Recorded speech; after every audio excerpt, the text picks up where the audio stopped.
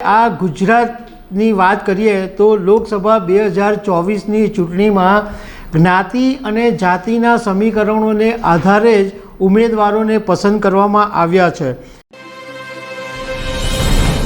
નમસ્કાર દર્શક મિત્રો, કોઈ પણ રાજકીય પાર્ટી હોય તો એ એમ વાત કરે કે અમે તો જ્ઞાતિ જાતિના સમીકરણમાં પડતા નથી, પરંતુ જો આપણે આ ગુજરાતની વાત કરીએ તો લોકસભા 2024ની ચૂંટણીમાં જ્ઞાતિ અને જાતિના સમીકરણોને આધારે જ ઉમેદવારોને પસંદ કરવામાં આવ્યા છે।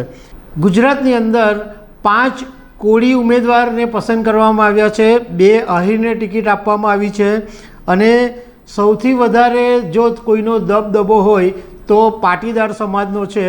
ટોટલ 7 પાટીદાર સમાજના લોકોને ટિકિટ મળી છે। એમાં ભાજપે 3 પાટીદાર સમાજના ઉમેદવારને ટિકિટ આપી છે, જ્યારે 4 પાટીદારને કોંગ્રેસે ટિકિટ આપી છે। તો આના વિશે તમારી સાથે વાત કરીશ। મારું નામ રાજેશ શાહ છે અને તમે જોઈ રહ્યા છો ખબર છે .com।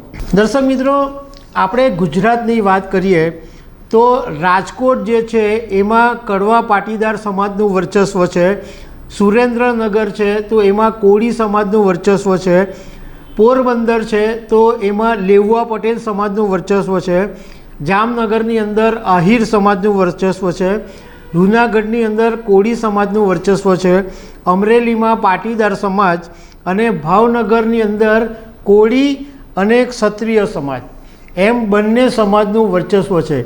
એટલે આ સમાજના લોકોનું પ્રભુત્વ હોય છે અને આ સમાજના લોકો એ નક્કી કરે છે કે કોણ જીતશે, કારણ કે સ્વાભાવિક રીતના એમની વસ્તી વધારે હોય એટલે એમની પ્રાયોરિટી પણ વધારે જ રહેવાની।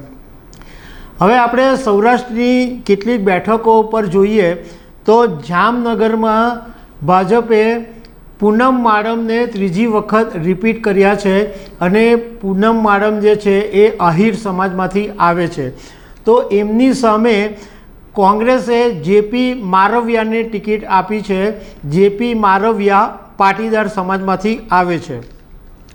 જૂનાગઢની અંદર ભાજપે રાજેશ ચુડાસમાને રિપીટ કર્યા છે અને રાજેશ ચુડાસમા કોળી સમાજમાંથી આવે છે, તો એની સામે કોંગ્રેસે હીરાભાઈ જોટવાને ટિકિટ આપી છે।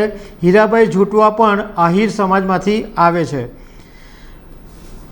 હવે પોરબંદરની વાત કરીએ તો પોરબંદરની અંદર ભાજપે આ વખતે કેન્દ્રીય મંત્રી મનસુખ વસાવાને ટિકિટ આપી છે। મનસુખ વસાવા લેઉવા પાટીદાર સમાજના છે અને એની સામે કોંગ્રેસે લલિત વસોયાને ટિકિટ આપી છે। લલિત વસોયા પણ લેઉવા પાટીદાર સમાજના છે। અમરેલીમાં ભાજપે ભરત સુતરિયાને ટિકિટ આપી છે અને સામે કોંગ્રેસે જેની ઠુમ્મરને ટિકિટ આપી છે। ભરત સુતરિયા લેઉવા પાટીદાર સમાજના છે અને જેની ઠુમ્મર પણ લેઉવા પાટીદાર સમાજમાંથી આવે છે। ભાવનગરની અંદર નીમુબેન બાંભણિયાને ભાજપે ટિકિટ આપેલી છે અને નીમુબેન છે એ કોળી સમાજમાંથી આવે છે।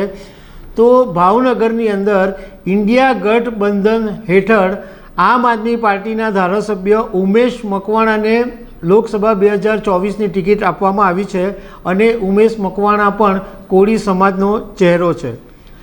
સુરેન્દ્રનગરની વાત કરીએ તો સુરેન્દ્રનગરમાં ભારતીય જનતા પાર્ટીએ ચંદુભાઈ સિહોરાને ટિકિટ આપેલી છે અને કોંગ્રેસે ઋત્વિક મકવાણાને ટિકિટ આપી છે। ચંદુભાઈ સિહોરા કોળી સમાજનો ચહેરો છે અને ઋત્વિક મકવાણા તળપદા કોળી સમાજનો ચહેરો છે। દર્શક મિત્રો, કહેવાનો મતલબ એમ છે કે જે તે વિસ્તારની અંદર જ્ઞાતિ અને જાતિના સમીકરણોને ધ્યાનમાં રાખીને ટિકિટ આપવામાં આવતી હોય છે। તો દર્શક મિત્રો, આવી અનેક વાતો સાથે અમે તમને મળતા રહીશું। Thank you very much. ખૂબ ખૂબ આભાર। Thank you.